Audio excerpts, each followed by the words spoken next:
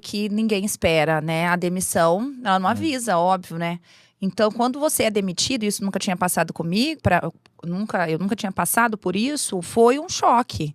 Ninguém é demitido e sai rindo, né? Mas houve depois um trabalho de o que eu tenho agora de opção.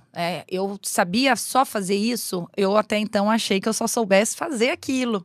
Porque são 23 anos fazendo o jornal todos os dias. Então, é claro que você se pergunta, será que eu sei fazer outra coisa? E foi quando eu tive essa oportunidade justamente de trabalhar com a publicidade, de virar para essa área que é uma delícia, que eu tô gostando demais, que eu nunca imaginei que eu fosse fazer e que eu tô conseguindo imprimir a minha mesma personalidade e a minha mesma verdade nesse trabalho. Porque eu era muito verdadeira e eu era muito eu mesma apresentando o jornal.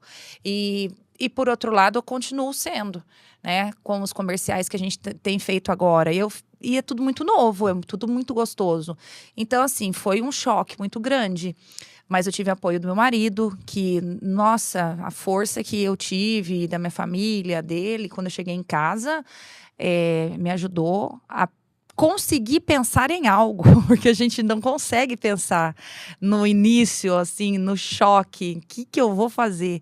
E aí as oportunidades também foram aparecendo, né? Hoje eu tô com 3 comerciais de TV e algumas campanhas de Instagram.